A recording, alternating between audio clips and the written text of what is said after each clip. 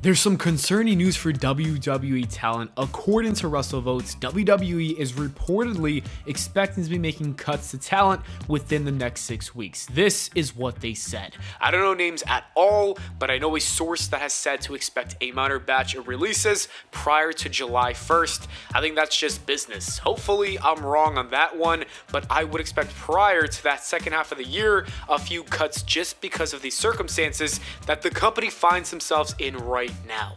That is some concerning news because you hate to see anyone lose their job. However, with the UFC merger, I'm not totally surprised by it. This is something I expected even before when Vince McMahon got back in the company earlier in 2023. The company is going to do what they think is best for business, even more now than ever before. And while it's not great, I do think the wrestling business is very healthy right now with AEW, New Japan, Impact, and other wrestling promotions. I'm sure that whoever gets released is going to find a job elsewhere. Some people could even benefit from being released. Guys like Drew McIntyre, Bobby Lashley, and Cody Rhodes all left with nothing going for them in WWE, only to find massive success. They made a lot of money outside of WWE and eventually returned to make even more money with WWE. So I'm clearly looking for the silver lining of the situation. Hopefully we don't even need to think about the silver lining or even talk about this in the future. We'll have to wait and find out. In other news, there's some good news about WWE, more specifically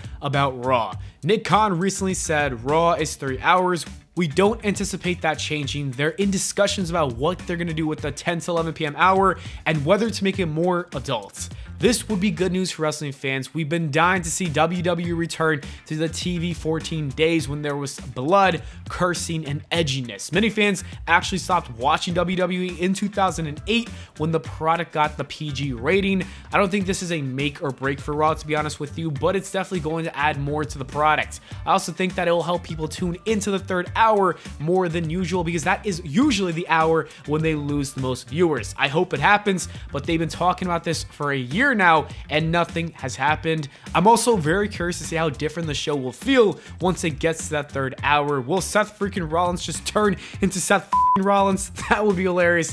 Anyways, let's see when this actually happens. Right now, it's just a rumor that's been talked about for a year. CM Punk made headlines in the last week when there were some issues he had with AEW, and this put a big question mark on his status for his return. AEW Collision was in trouble because he's supposed to be the face of that brand. Well, it looks like we got some good news about that situation. Dave Meltzer said the belief is that CM Punk will debut on June 17th at the first Collision show in Chicago, and the issues have been settled. Unless things change, Chicago will be announced tonight. How the announcement of Punk's return will be handled is unknown.